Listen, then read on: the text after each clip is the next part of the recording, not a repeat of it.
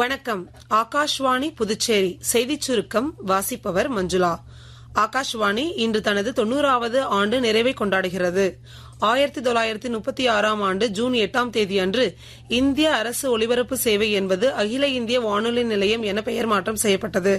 இன்று 591 நிலையங்களை இயக்கி வரும் ஆகாஷ்வாணி இந்தியாவின் 98% மக்களை சென்றடைகிறது. மேலும் 23 மொழிகள் மற்றும் 146 வட்டார மொழிகளிலும் வெளிநாட்டு சேவை பிரிவின் 100க்கும் மேற்பட்ட நாடுகளிலும் ஒலிபரப்பு செய்யப்படுகிறது. எதிர்க்கட்சிகள் ஒருங்கிணைந்த கூட்டணி கட்சிகள் பங்கேற்கும் கூட்டம் புதுடெல்லியில் இன்று நடைபெற உள்ளது.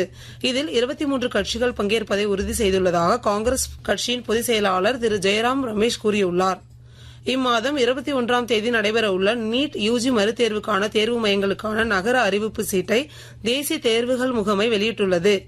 இந்த மறுதேர்வு இந்தியா முழுவதும் 551 நகரங்களிலும் வெளிநாடுகளில் 14 நகரங்களிலும் மதியம் 2 மணி முதல் மாலை 5:15 மணி வரை பேனா மற்றும் காகித முறையில் நடத்தப்படும் என்றும் தேர்வு மற்றும் நுழைவுச்சீட்டு தொடர்பான விவரங்கள் பின்பு வெளியிடப்படும் என்றும் இந்த முகமை தெரிவித்துள்ளது. சத்தீஸ்கரில் இன்று நடைபெற உள்ள காமன்வெல்த் நாடாளுமன்ற சங்கத்தின் இந்திய பிரிவுக்கான வடக்கு மண்டல மாநாட்டை மக்களவை சபாநாயகர் திரு ஓம் பிர்லா தொடங்கி வைக்கிறார். இந்நிகழ்ச்சியில் மாநிலங்களவை துணைத் தலைவர் திரு ஹரிவன்ஷ், ஹரியானா முதலமைச்சர் திரு நயாப் சிங் சைனி ஆகியோர் பங்கேற்க உள்ளனர். தெற்கு பிலிப்பைன்ஸில் உள்ள மிண்டானோவில் இன்று காலை சக்தி வாய்ந்த நிலநடுக்கம் ஏற்பட்டது. இந்த நிலநடுக்கம் ரிக்டர் அளவுகோலில் 7.7 பதிவாகியுள்ளது என இந்தோனேசிய வானிலை நிறுவனம் தெரிவித்துள்ளது.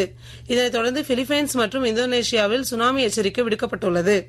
கடந்த ஏப்ரல் மாத போர் நிறுத்தத்திற்கு பிறகு மீண்டும் ஈரான் இஸ்ரேல் மீது ஏவுகணை தாக்குதல் மேற்கொண்டுள்ளது.